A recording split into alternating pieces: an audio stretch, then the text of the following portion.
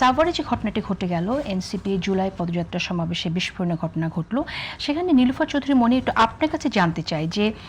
এই পদযাত্রায় যখনই তারা যে সমাবেশটা করছে তখন বিদ্যুৎ চলে যাবার ঘটনাটা কিভাবে ঘটলো, এবং যদি এখন যে অভিযোগগুলো দেওয়া হচ্ছে যে সরকার এটা করছে, সরকারের সংশ্লিষ্টতা আছে, সেই জায়গা থেকে আপনি কি বলবেন যে মানে বিদ্যুৎ যে চলে গেল সেটা তো অটোমেটিক্যালি গেছে নাকি এটার সাথে আসলে কোনো যোগসাজশ আছে? দেখেন, ঘটনাটা ভীষণভাবে দুঃখজনক, এটা বলার অপেক্ষা রাখে না যে জুলাইয়ের মাত্র 2 বছর, এর মধ্যে আমরা এরকম আশা করি না এটা, এবং এমন একটা সময়। তবে যে কথাটা বলা হয়েছে যে দায়টা দেওয়া, যে বিদ্যুৎটা আপনি জানেন, আপনি কেন, এখানে আমরা 4 জনই জানি যে বাংলাদেশের অনেক জায়গায় বিদ্যুৎ ঠিক মতো পাচ্ছে না, পায় না, অনেকখানে এরকম বলাই আছে, সবাই জানি যে অনেক সময় ঘন্টার পর ঘন্টা বিদ্যুৎ থাকে না।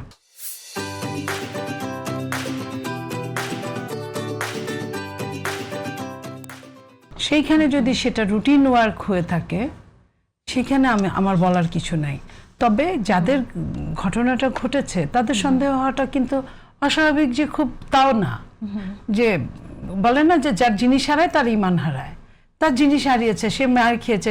তার কষ্ট হয়েছে, সে ভাবতে পারে, এটা যেহেতু সে বিরোধী দল ভাবতে পারে। কিন্তু আমার মনে হয় না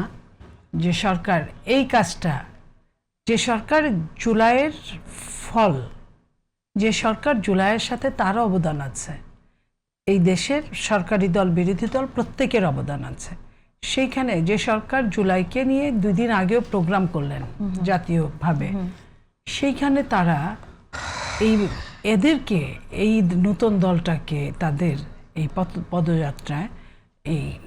মারামারি করানোর জন্য সংশ্লিষ্টতা আছে বলে আপনি মনে করেন না? আমি একদমই এটা মনে করছেন না, কিন্তু আপনি নিশ্চিতও না? না, আমি নিশ্চিত বলতে পারি না, এবং আমি এটাও মনে করি যে তারা এটা ভাবতেই পারে, আমি হলেও, আপনি হলেও হয়তো বা এটা মনের অজান্তে আসতে পারত।